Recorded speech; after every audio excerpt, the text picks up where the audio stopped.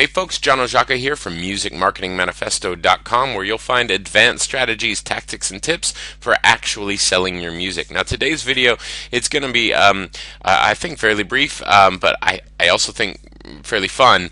I need to give a little bit of background to sort of set this up because I realize everybody watching this has varying degrees of experience when it comes to marketing.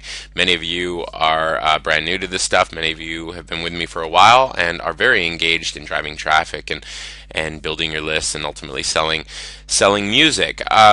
Those of you who are will probably immediately see the benefit of this little tool that I'm going to share with you, and those of you who are not need a little backstory. So the strategy that I teach is fundamentally known as direct response marketing. In some circles it's being called direct to fan marketing, and what it involves in a nutshell is driving traffic, capturing leads, in other words building your fan list, building that email list, and then marketing to that list by sending out a series of emails that are designed to genuinely build a relationship and ultimately present your subscribers with certain triggers that help get them off the fence and sort of force them to make a decision whether or not they want to buy or not. And what that does is it gives us a pretty consistent conversion rate, a pretty consistent sale rate, and we can start doing some metrics. We can start figuring out how much each subscriber is worth to us, and then what we can do to ultimately increase that subscriber value. But more importantly, it tells us how much we can afford to spend to go out and drive traffic, whether that's through advertising or outsourcing some of the labor that can be involved with driving traffic manually without paid advertising.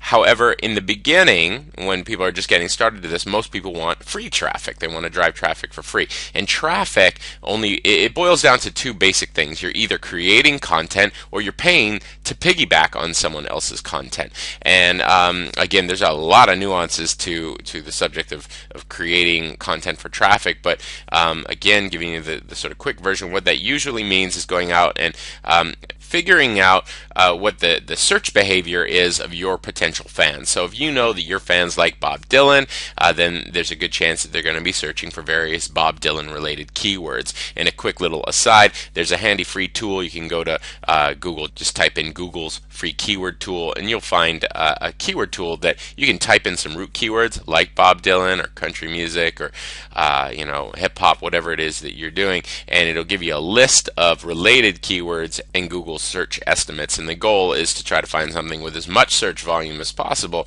but with as little competition as possible. And by competition, I mean the number of web pages that are out there on the internet optimized for that page. And you can do that by just going to Google, typing in your phrase, putting it in quotes, and it'll give you a number showing you how many other web pages are out there using that particular phrase.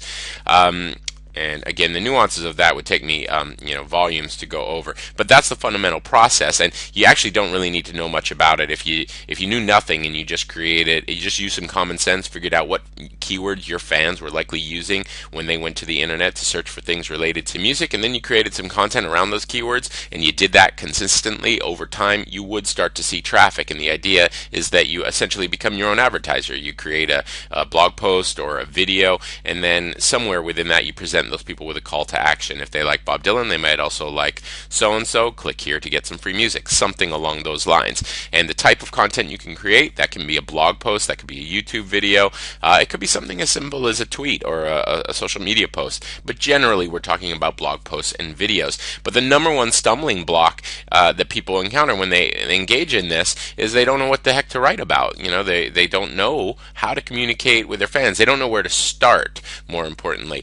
And this handy little tool, this Portent's Content Idea Generator, can really take that guesswork out of it. It gives you a ton of really cool and fun ideas, and it's just a lot of fun to go through this. I can spend hours here just hitting the refresh button, and you literally type in a root keyword and it feeds you ideas. And this is handy not only when it comes to driving traffic and coming up ideas for articles and videos and things like that, but email headlines is another major way that this tool can help you. And that's another, and perhaps even more important application of this tool, because when we go to email our list, everything is about that email. It's all about the relationship that we create. Our email, our newsletter, it's our channel. If people are not paying attention to our channel because the content is boring, then they're not going to be exposed to our message and they're never going to buy anything.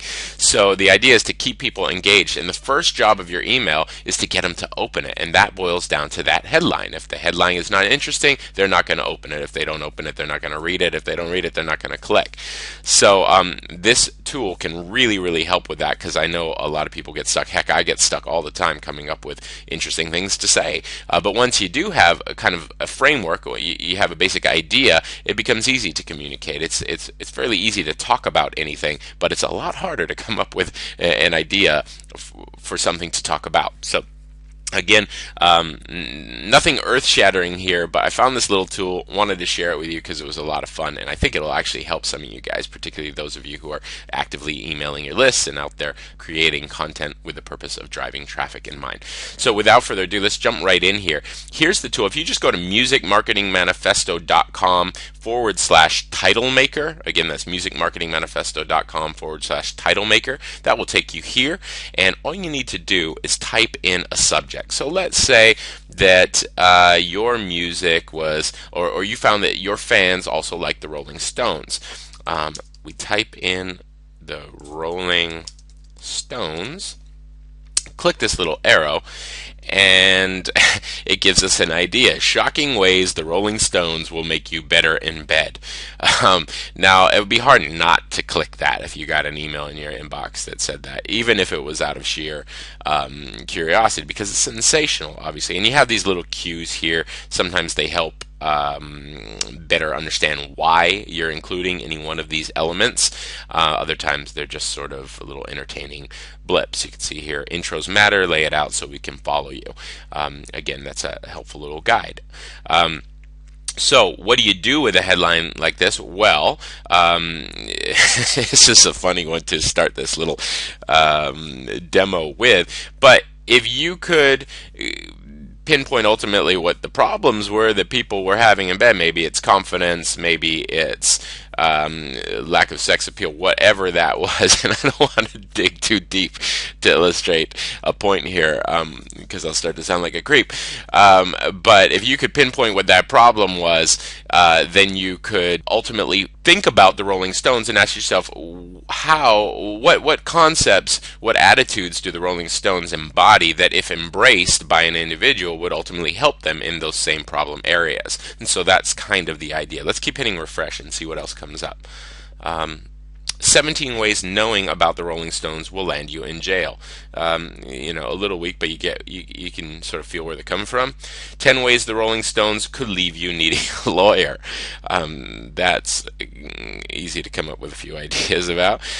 11 insane but true things about the Rolling Stones. Now, if you had just gone to Google and typed in the Rolling Stones or Rolling Stones history or Rolling Stones bio or something like that and came upon this headline, you'd kind of have to click on it. 11 insane but true things about the Rolling Stones. What's more interesting, a search result in Google's top 10 that says 11 insane but true things about the Rolling Stones, or Rolling Stones biography? You know, this is the one that's going to get the clicks. And if you're getting the clicks and you've got an interesting article with an enticing call to action, again, the idea being you're going to be your own advertiser, you're going to put your ad or a call to action on that content, then you're going to see a percentage of those people that are there on that page clicking through, and a percentage of those people are going to be signing up for your music, and that's how it's done. So let's try a few other things here.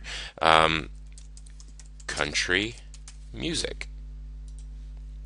13 things that won't happen in country music. How long can country music go? How country music is the new country music. Okay, it doesn't quite make sense. Save your marriage using only country music. Now that's kind of funny. How country music killed Kenny. Why country music ain't as good as it used to be.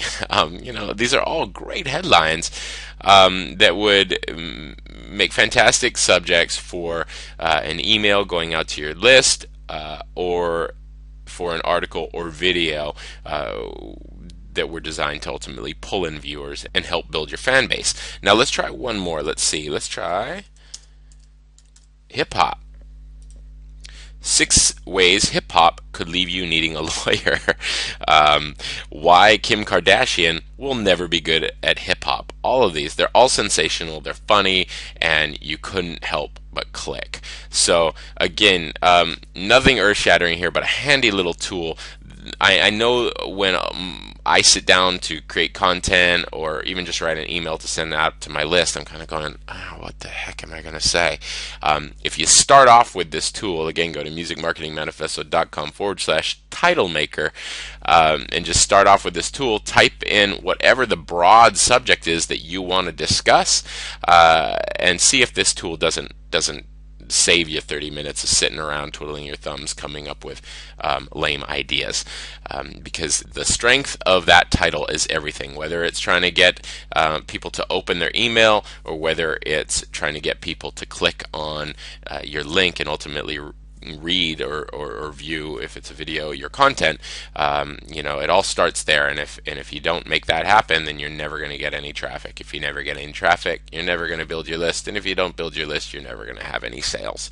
So hopefully this can help you. I thought it was neat, wanted to share it, and that's about it for today. Again, if you'd like more music marketing tips, then you might check out the Insider Circle. You can find it in the nav bar at musicmarketingmanifesto.com.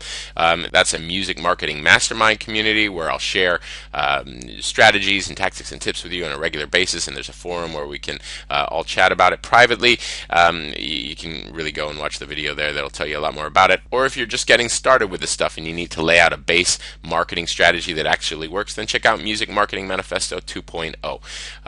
That's it for today. Thanks for watching. Be sure to leave a comment below. I love hearing from you guys, and I'll be sure to come by and reply to everyone. Thanks a lot. Take care.